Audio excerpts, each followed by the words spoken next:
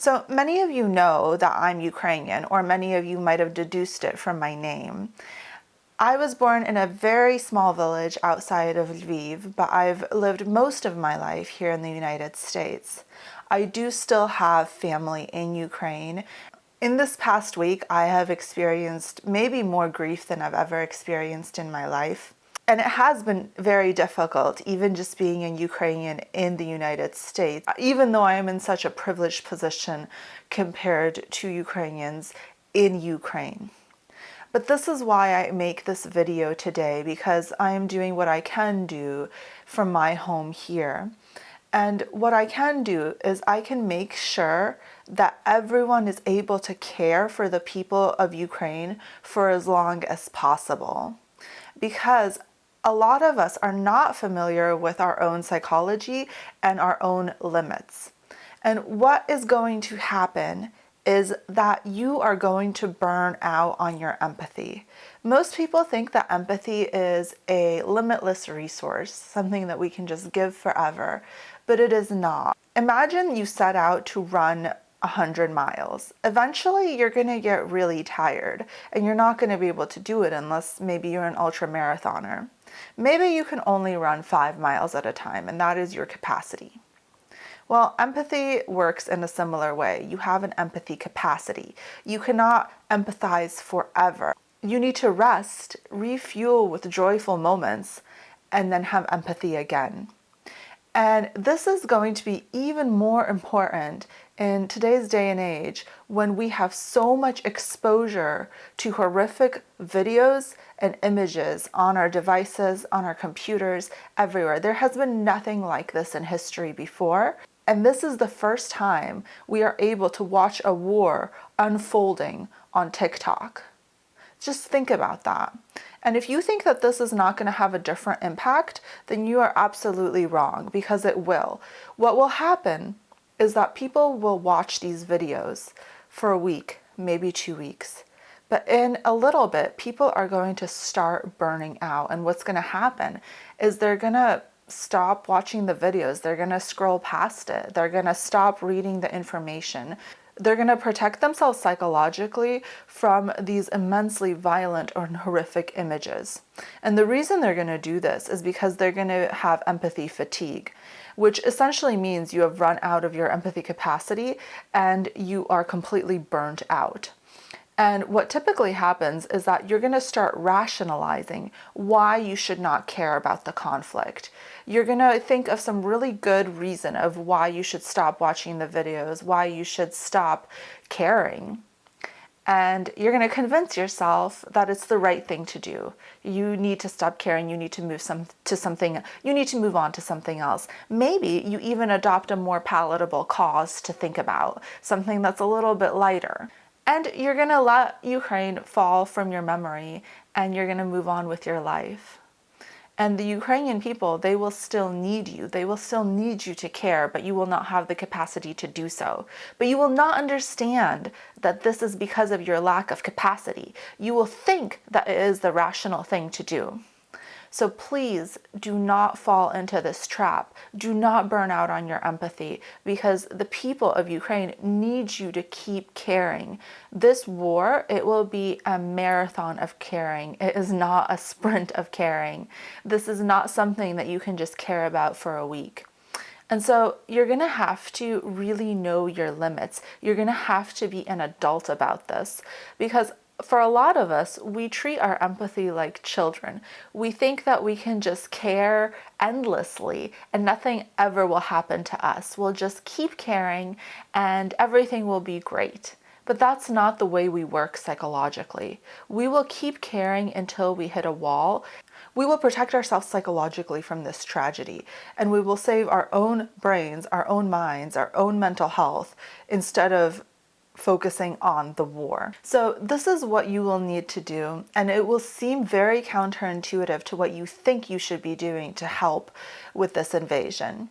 You are going to have to monitor yourself psychologically, and you're going to have to make sure that you do not burn out.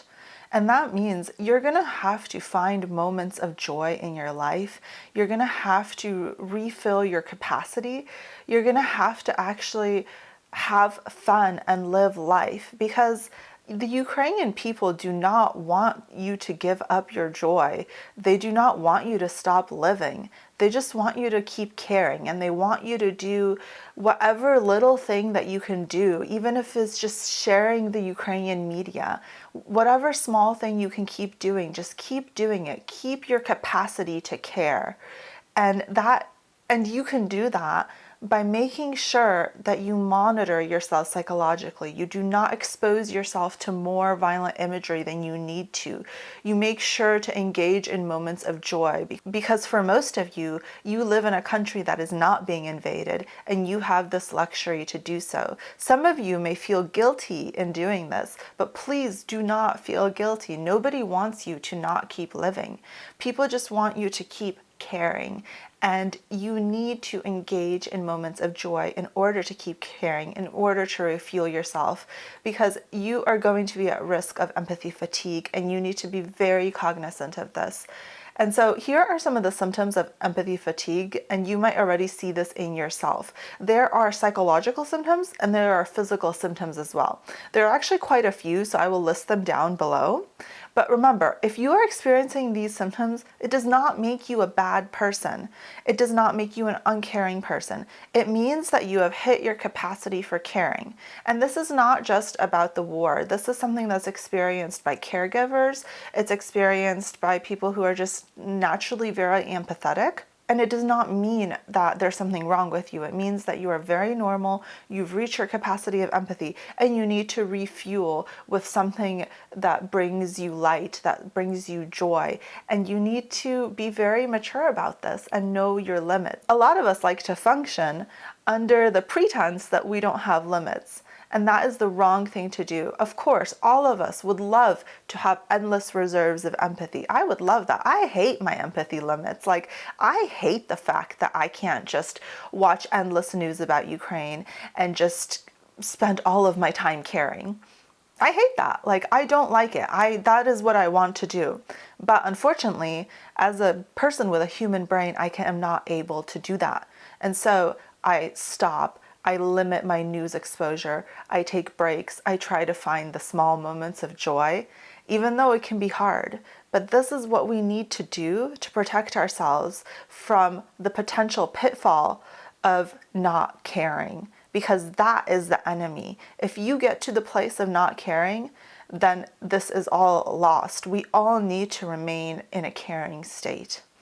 Okay, so these are the symptoms of empathy fatigue. I'm going to list a couple out. You'll probably see a few in yourself. I've personally already had some. I've had the stomach ache, headache, withdrawal, things like that. Just be really wary. Notice them in yourself, and if you notice them in others, maybe share this with them, because this is something that we can do. And sometimes helping doesn't look the way you think it will look. It doesn't look like the way it looked in the movies. Helping and caring sometimes is a very long-term process that we need to monitor over time. Okay, so for the symptoms of empathy fatigue that are psychological, they are isolating yourself, feeling numb, feeling angry and irritable with others, a lack of energy, feeling overwhelmed, obsessive thoughts about the suffering of others, and self-blame. And so for the physical symptoms, which I know is not so common to think about when you're thinking about something that's a psychological condition, but because the mind and body are one, they're connected, we often experience physical symptoms just as much as we experience psychological symptoms when it's related to a psychological cause. So sometimes the physical symptoms are even easier to notice and kind of spot. So the physical symptoms of empathy fatigue are inability to concentrate, maybe having a scattered feeling, like maybe you feel like you've developed kind of a recent onset ADHD, headaches, nausea or upset stomach, difficulty sleeping or having racing thoughts at night when you're trying to sleep, changes in your appetite, so either feeling nauseous or just increase or decrease in appetite, like a noticeable increase or decrease, and also feeling exhausted all of the time. So now that you know the symptoms, the most important thing is to monitor them and to make sure that you are able to take breaks for yourself and do as much kind of self-care that you can engage in to remain in a caring state so that you do not burn out. because we need you to not numb out. We need to be aware of this potential pitfall, and we need to prepare for it, and we need to keep caring. So I thank you so much for anyone that has contributed to Ukrainian causes, has shared Ukrainian media, even just watching this video. I thank you. And I really hope that you're able to keep providing the support to the Ukrainian people that they need. And if you'd like to learn more ways to help Ukraine, then I will link a bunch of resources below. I have a link to a whole Notion document that lists out so many ways that you can help. But if you're just looking for like a quick way to help, I also have a post on that as well.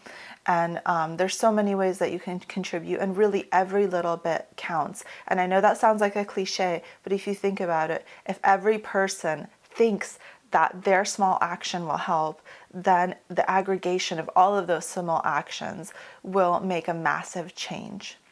So thank you for watching this video, and thank you so much for supporting Ukraine.